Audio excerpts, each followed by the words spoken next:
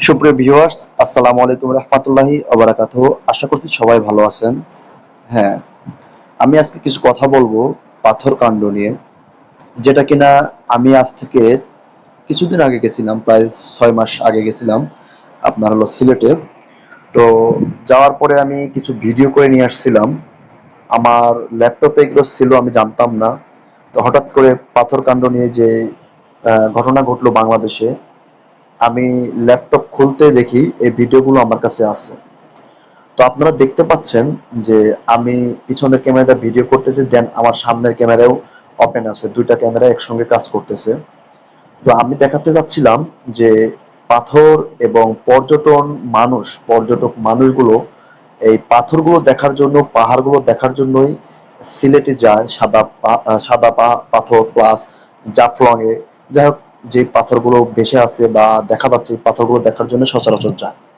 তো আমরা সিলেটকে আপনার পর্যটন কেন্দ্র হিসেবে চিনি। পাথর দেখার জন্য আমরা পর্যটন কেন্দ্রে যাই। সেই ক্ষেত্রে আমরা গিয়ে পাথর ওজন করি, দেখি বড় ছোট সবগুলো। কেউ হয়তো একটা দুইটা নিয়ে, সেটা স্বাভাবিক।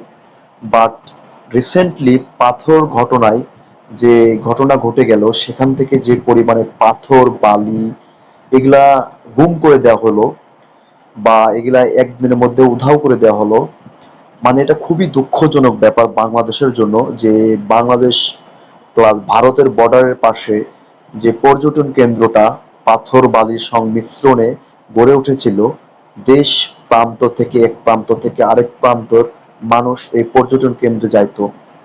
তো দুঃখের সঙ্গে বলতে হচ্ছে, কবি বলেছিলেন, মানুষের মতো চেহারা হলে মানুষ কি হওয়া যায়, তোরা মানুষ হবি কবে।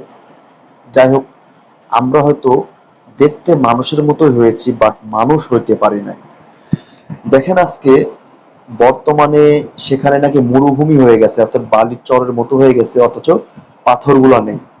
অথচ দেখেন, আমি ওখানে গিয়ে পাথর নিয়ে খেলতেছি, পাথর দিয়ে হলো মানে ওজন ওয়েট করতেছি, কতটুকু হইতে পারে ধারণা করতেছি, পরিমাপ করতেছি, নিয়ে বেড়াচ্ছি, মানে সুন্দরভাবে হাঁটতেছি, বা মানে অনেক ভালো লাগতেছিল।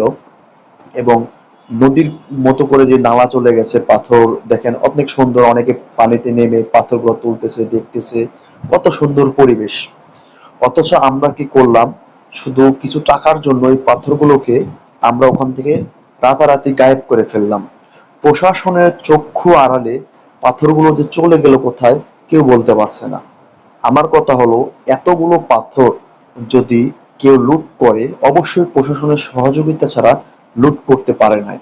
তো যারা লুট করছে, তাদের থেকে বেশি দায়ভার নেওয়া উচিত প্রশাসনের, বড় বড় কর্মকর্তাদের।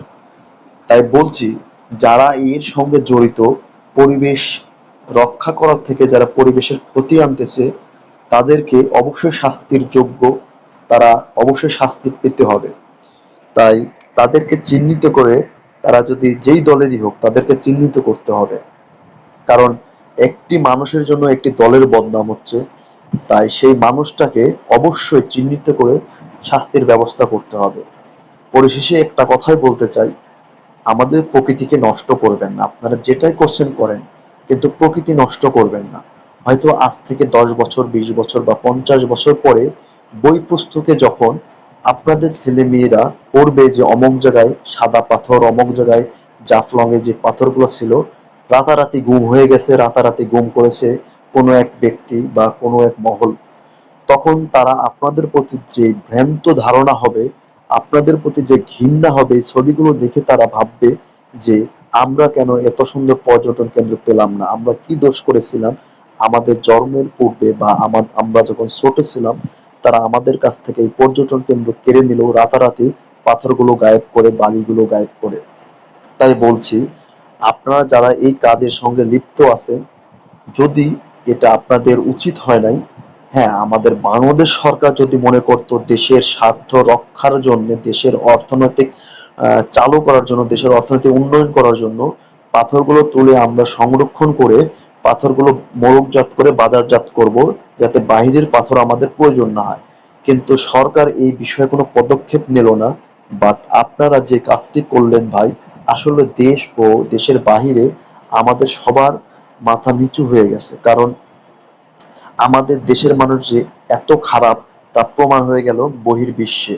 কারণ এটা বর্তমানে সামাজিক যোগাযোগ মাধ্যমের কিছু আহ, আছে, যেমন ফেসবুক, টিকটক, ইউটিউব, অর্থাৎ আহ, আগের মতো আর নাই যে একটা জিনিস করবেন, জাস্ট সাংবাদিক ধরলো, সাংবাদিককে টাকা দিলেন, সমাধান হয়ে গেল। এটা ভাই বর্তমানে ভাইরাল যুগ। যে জিনিসটা ভাইরাল একবার হয়ে যায় সেটা অবশ্যই অবশ্যই অবশ্যই বহির্বিশ্বের সকল মানুষ দেখে, এবং সেই মানুষ দেখার পরে তাদের প্রতি ভ্রান্ত ধারণা বা তাদের প্রতি তাদের সেই দেশের মানুষের ক্ষতি হয়।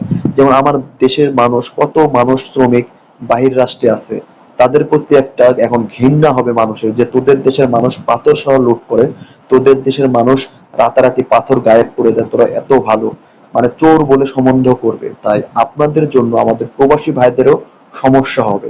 তাই বলছি কি ভাই, কিছু টাকার জন্য এমন কিছু কাজ করবেন না, দেশের মান নষ্ট হবে, দেশের বাইরে যারা থাকে তাদের মান নষ্ট হবে, তাদের চলাচলে অসুবিধা হবে, তাদের দুইটা কথা শুনতে হবে।